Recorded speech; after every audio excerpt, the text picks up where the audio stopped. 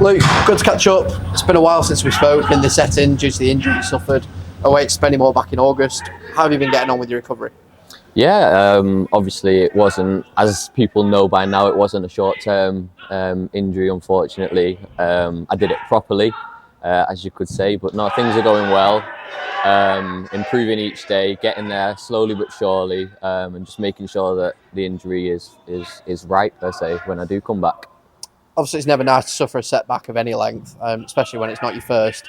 But I know you'd just be determined as ever to get back out there when you're fit and ready to. Oh no, 100%. Like you said, it's not my first, and I think I'm lucky in the sense that I've been able to experience this before, and I've gone through some of the the challenges that you get being out injured. Like watching training now is never enjoyable per se, but I know what I'm dealing with. The care here from the physios to the S&C has been phenomenal. The understanding of the coaching staff, the players, the support network that we have here has been incredible to utilise per se, but it's just one of them things where injuries happen, they're part of the game, and we've just got to deal with them and crack on as best we can.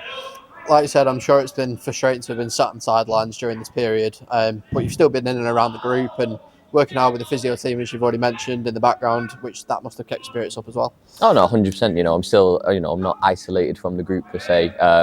Still get changed in the same changing room, still here on a match day, still involved in everything apart from the training session. I'm still involved. I see the lads all the time, see them in the gym when they're doing the pre-ab before training. It's not like I'm an isolated figure away from the team in that sense, but it's just, as you can imagine, it's just frustrating to not be out there, part of it at the minute. But that's something that within due time, I'll get back out there. I'll be fitter than ever. Touch wood and stuff like that. This is the one and only one. And you've got a couple of lads in there currently to keep you company as well. I'm sure it must be nice not being completely on your own and having that time to share with them as well. Oh no, it's always nice when you've got one or two. As cruel as that may sound, it gets you through it because you really lean on each other because you're both going through that same feeling, that same environment, that same day-to-day challenges that are different than what you normally go through on a normal training day. So you kind of lean on each other, you push each other as well to get through that, and you create different kind of friendships and team bonds in a sense. How important is it to remain positive during that period? You obviously took part in our World Mental Health Day video last week, which we're very grateful for. You mentioned in that injuries have affected you in that sense as well. Hopefully, though, you're feeling good now. Now you're over the hill with it and on the road to recovery. Yeah. So from my experience, unfortunately, I've done a few longer term injuries, which are harder mentally to deal with. So if you do an injury, you get told you're going to be out for a week or you just need a day or two to recover. There's not really the mental challenge there because you can already see the end of the road, if you like. Whereas when it's going to be a long-term injury, we're talking like months, weeks, however long it may be, it's really hard to see that end goal and understand that there is a bigger picture here. And like I said, I've done it before, so I know kind of what the mental challenges are going to be and how to deal with them and ensure that they don't take over. So you kind of, like, for me personally, I give myself, maybe in the early stages you can't really do much, so you give yourself that time, accept what's happened to you, understand that it's happened, there's nothing you can do about it now, you can't change that it's happened, so I can do is attack this rehab, ensure that I'm back out there at the best of my capability for my teammates, for the club, for the fans, for whoever, for the coaching staff, whatever. And yes, that's the initial phase, but there are going to be mental challenges on the way. You might have a setback, you might not be progressing the way you want to progress, your body might not be doing what it can do. So it's just about dealing with them, speaking to people, and just making sure that you're there mentally so that you can be there physically, if that kind of makes sense. Obviously, it's also hard to say exactly when you'll be back at the moment, and we're also conscious of keeping an element of surprise, but I'm sure you're hoping to be not too far away now as well. Yeah, hopefully not too far away. Still a little bit of time before, it's not one of them things where I'm going to rush it or we can rush it, because we want this to be done Don't want to come back early, do it again, and missing more time than we would originally. So there's not even a set date I could give if I wanted to. It's a case of, if this takes X amount of time, it takes X amount of time. If it takes 2 weeks less than that, it takes 2 weeks less than that. If it takes 2 weeks more, it takes 2 weeks more. It's going to do what it wants to do. Everybody's body is different.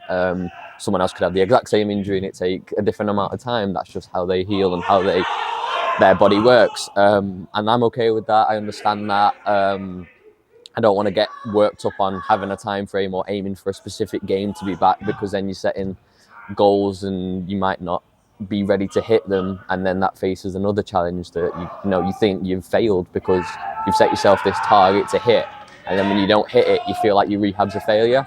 So for me, it's a case of, I'll be back when it's ready to be, to be able to deal with the capabilities of being a footballer, and whenever that will be, I'll know I'll be 100% ready to come back. And I know obviously you'll be chomping at the bit to get back out there. Obviously, it's just a case of, when you do come back, managing your return carefully, not doing too much, not doing too little, and just make sure it's ultimately a sustainable recovery, which will hopefully prevent any reoccurrence as well. No, 100%. Like, it's not going to be a case of where, I'll do one training session and then I'm going to be 100% ready to play a full 90. That's not my body won't be ready for that, and like I said, it might break down again, and it's just not the smart thing to do. So it'll be a case of rebuilding that load. So in the gym, I'm doing what I can do in terms of like my cardiovascular fitness, weight training, really strengthening the body, making sure that I am staying fit. So we're doing a lot of ski erg stuff, HIIT sessions.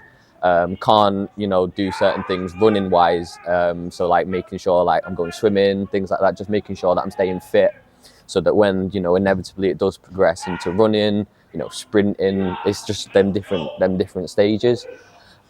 Just keep seeing the next stage. So I've done this, then I'm onto that, and then the end goal is obviously that full 90 back fully fit. But yeah, it's not something that can be rushed, and it'll just take it step by step.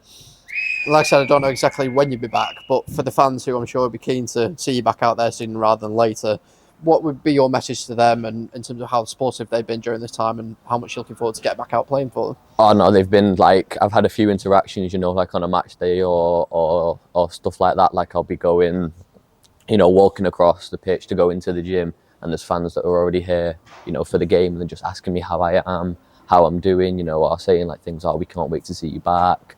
And it's just, honestly, it was just so gutting to happen, because I just settled in, was finally getting a little run of games in there, and it was just, honestly, it was so gutting. But to know that people are still here, still understand, recognise me, know who I am, still thinking about me, it means the world, and it just makes me want to make sure that whatever I'm doing in there, I'm attacking with 100% of whatever I can give. So when the time does come that I'm back out there in front of however many people are at this stadium, I know that I'm putting a performance and something on that pitch that everyone, myself and them, can all be proud of.